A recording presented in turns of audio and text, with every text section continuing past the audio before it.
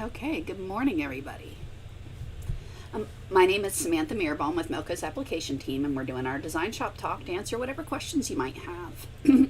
So, a little bit of when you come online, if you can type in any questions you have on the feeds, on the comments, don't message them because I can't see those. This is, sorry, like all these things, I'm getting notifications that Milko's live.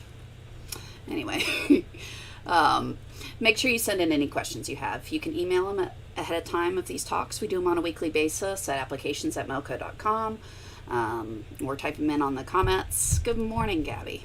So I have very few questions today, and they're not hard ones. They're going to be fast answers, so please type in whatever you want so I've got something to talk about.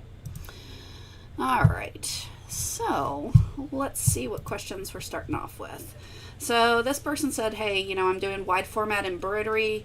My design space is 20 by 30 inches. And when I go to print the color sequence, I get a message that it cannot be rendered.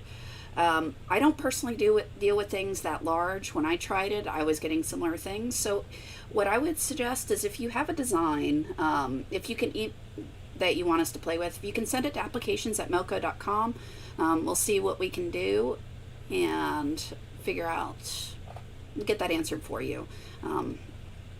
So that's what I would suggest there. Another question we had is there a video with tips for embroidering on puff jackets? The ones that are kind of springy, they usually have some sort of stuffing inside of them.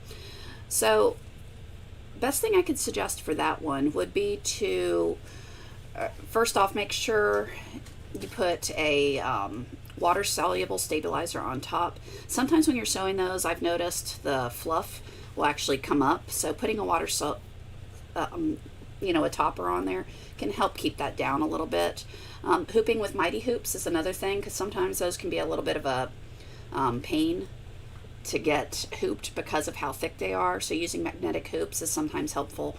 A trick with those, you can, if you, depending on how heavy your garment is, if you want to clamp them, I've taken for some really heavy things that I've done that tend to pop the bottom hoop off the magnet hoops. I actually take some clamps and clamp them onto the edge of the clamp hoop just to make sure it doesn't pop down while sewing, because that's just obnoxious. Although these are pretty small logos that you say you're using. Depending on the design, you can consider using a primer stitch, and what that does is kind of tack it all down and secure the fluff down before you start embroidering. So that's another idea there. Upping your active feed. So it's a thicker material, remember, because you're going through all that fluff, that you're going to need more thread. So you want to increase your active feed a little bit so that it's feeding more thread to make the stitches. So that's another thing you want to consider.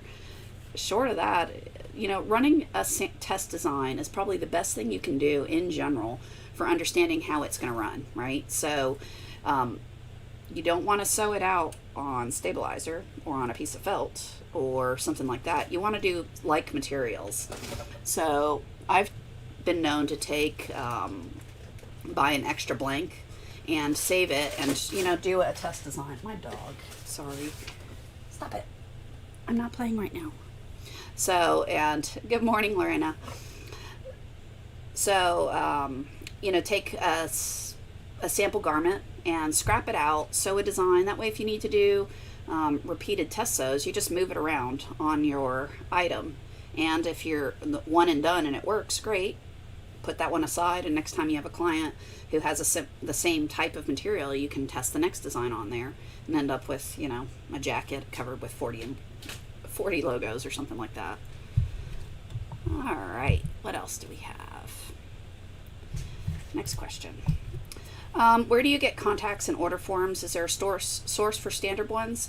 I am not aware of a standard. I know there are so many variables involved in this, from, what you're willing to do, what garments, if you're going to do front, back, sides, arms, pants, if you're not doing garments at all, you're custom making products. There's just so many variables in there that it really is best for you to think about what it is, what information do you need from your clients, and create your own. So I've not seen a standard source for anything.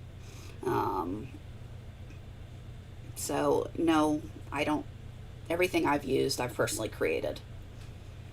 Okay. Next question we had was this. Are there any, and I think I talked about this briefly last week, but I wanted to make sure. So all these holes, when sewing on linen or light weave things, the question is, how do we avoid that? Tension seems to be fine, but now what do I do to try to minimize this impact? So a few things, why that's happening is it's a loose weave and the fibers are moving, right? And when they move, they separate, and now you end up with what appears to be a hole, and it's not really a hole, it's just the material moving around. So the key is going to be to minimize the ability of the material to move. So what can you do that? Make sure you're using a cutaway stabilizer, something like with lightweight materials, use Cut Performance or a Weblon no-show mesh, something like that. So use a nice cutaway stabilizer. You can use spray adhesive, but again, that's only going to skewer it a little bit, but it's going to help some. Another trick you can do is to actually starch the material. So if you take a spray starch and iron it really well, what is that going to do? Well, that's going to hold those fibers, and like I said, the name of the game is going to be minimizing the ability for the material to move. Okay, so applying spray starch or something like that works. In a pinch, you can actually take cut and wash. So the material, it's like Vilene. It's a stabilizer that dissolves in water. So you can take that, get your material a little bit wet, and actually fuse that material, the stabilizer, to what you're working on. And then in the end, you can dissolve it all away. So that's another idea to help having to avoid using a cutaway material. Using smaller needles, that works. That helps, somewhat. And you can up your act feet a little bit. So just to avoid that pulling the stitches so tight that it's exacerbating your problem.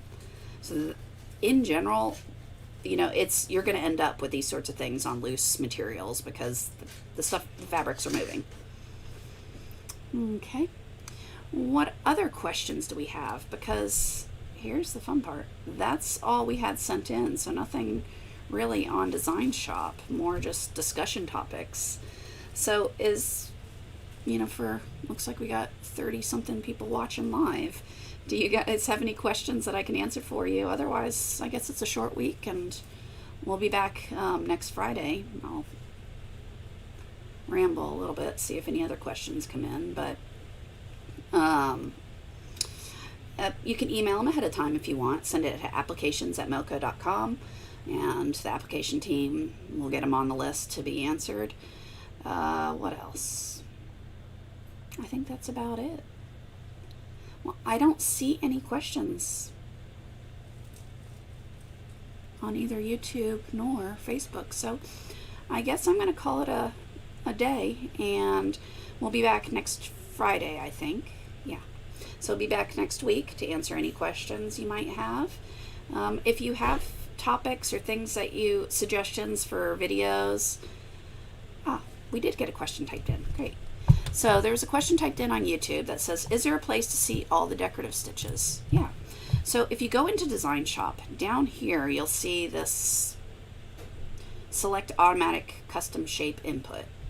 Okay, so if you click on that, you can then come over to, right here, this top one, change that to decorative stitches. And when it's set to decorative stitches, here are all the decorative stitches that are currently in the software. This includes some of these aren't built in, like that horse, and some of them are ones that I've created. So this includes, my personal library as well as the ones that are built into the software. But here are all the different decorative stitches that you can use. That's a lace one. I forgot I did that one a while back. Anyway. So you can see there's a lot of different things, and those are the decoratives that are currently in the software. And you can just scroll through them and pick ones you like, or just get an idea. The names are there. That way you don't have to guess in the drop down when you go to create it. All right. Any other questions?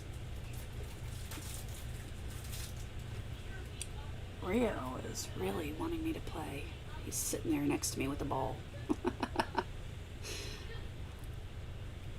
All right. Well, I don't see any other questions, so I guess I'll pop offline and be back next week. So make sure you send any questions or look for the lives. Type in whatever you have. Ooh, this is a good one. If I have a font that's not in the software, can I add the font to the program? So there's a video that Nate did a little bit back on TrueType fonts. Take a look at that one. Or actually, I don't know that it was on TrueType fonts specifically, but it included that. It was basically on how to use fonts. But basically, what you would want to do to add different fonts is you would use computer fonts, right? So the ones that are built into the software are all over here, but if you look under TrueType, these are all the ones installed on my computer. Okay, so what does that mean? If you find a font online that's an OTF or a TTF, you can install it to your computer. All right, so to do that, you would just find the TTF file, double click on it, and it'll bring up like a Windows install button. You would install it. Once it's installed, you would open DesignShop, and that would now be in your drop down. Okay, now if you're talking about buying, adding and editing alphabets, they just gave you the link there. Okay, so there is a video that and a discussion on the page for you. All right, well, I hope these are helpful for you. I will be back next week, and we'll go through whatever questions you might have. So till next week, you guys have a fantastic Mother's Day and weekend and all that fun stuff. All right. I will talk to you next week. Bye.